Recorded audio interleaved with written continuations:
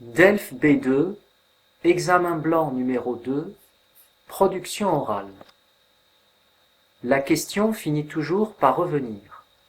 Quelle attitude devons-nous adopter face au problème des immigrés clandestins?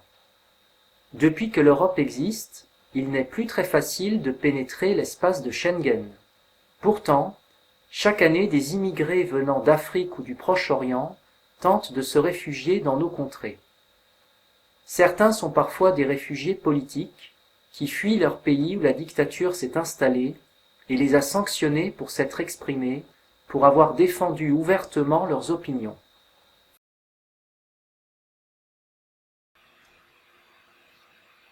Le sujet est le suivant. Les immigrés clandestins en Europe, que faut-il faire? Correction. Il y a toujours eu des passagers clandestins. Les hommes ont toujours cherché à se diriger vers les pays où les conditions de vie sont meilleures, et ce, au péril de leur vie. On pense aux Cubains ou aux Mexicains cherchant à rejoindre les États-Unis dans l'espoir d'une vie meilleure et surtout plus libre. En Europe, avant la chute du mur de Berlin, il n'était pas rare de voir des Polonais ou des Roumains tenter de passer vers l'Ouest. Ce problème n'est donc pas nouveau. Aujourd'hui, les habitants de l'Europe de l'Est peuvent circuler librement sur le continent et venir travailler en France s'ils le souhaitent. Depuis que l'Union européenne a fermé ses frontières, le problème vient des populations vivant en dehors de l'Europe. De même que les États-Unis ont souvent été vus comme un Eldorado pour les autres pays, l'Europe est un paradis pour les immigrés venant du tiers-monde. Même pour les Sud-Américains ou les Turcs, il n'est pas évident de rester longtemps étudier ou travailler au sein de la communauté européenne, car ils doivent renouveler leur visa en répondant aux exigences de l'Union. Mais, en général, le fait de devoir repartir dans leur pays d'origine n'est pas trop grave, car ils peuvent y vivre décemment. Malheureusement, ce n'est pas le cas des immigrés venant d'Afrique ou du Proche-Orient qui fuient leur pays et sont prêts à traverser la Méditerranée à la nage ou dans un radeau pour venir en Europe.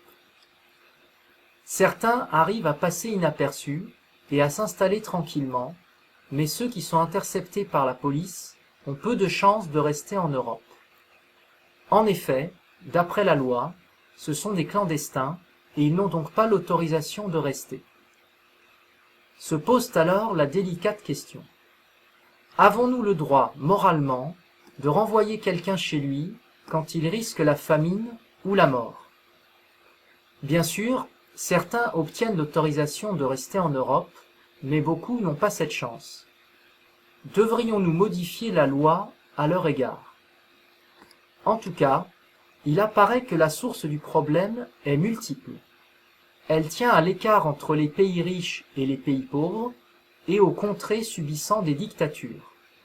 Tant qu'il y aura des peuples opprimés et des voix qui s'élèvent dans des pays où les droits de l'homme sont bafoués, on verra des réfugiés politiques débarquer chez nous et ce problème sera récurrent. Des pays comme la France, qui incarnent le respect des droits de l'homme et du citoyen, se doivent donc de mettre en place toutes les mesures possibles pour faire tomber les derniers régimes dictatoriaux, et ce dans le cadre de la coopération internationale. La planète dispose aujourd'hui de nombreux organismes, tels que l'ONU, pour faire progresser la démocratie sur l'ensemble des continents.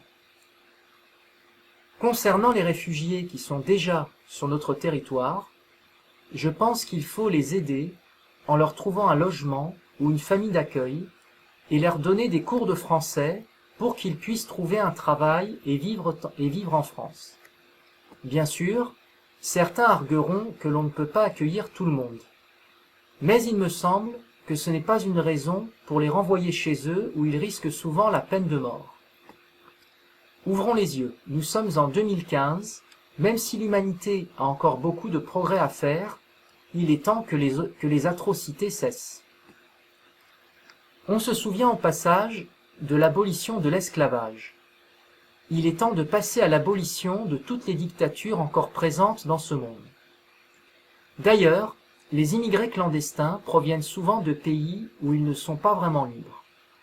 Les gens sont alors exténués, désespérés de leur régime oppressant et de leurs conditions de vie misérables.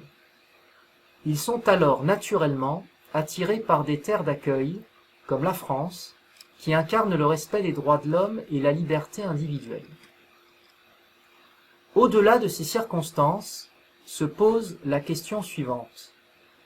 Où se situe la véritable frontière entre l'immigré légal et l'immigré clandestin? On sait que souvent, les sans-papiers peuvent demander la régularisation de leur situation.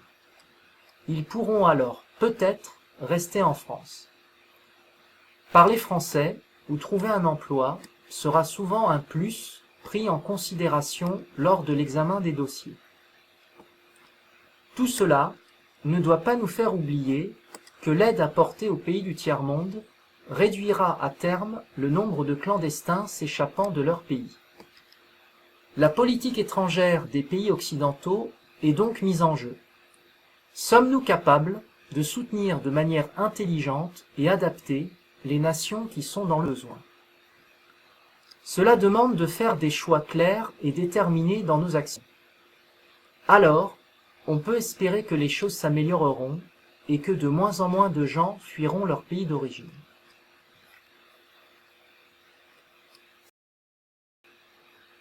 Pourquoi certaines personnes ne comprennent pas la problématique des immigrés clandestins?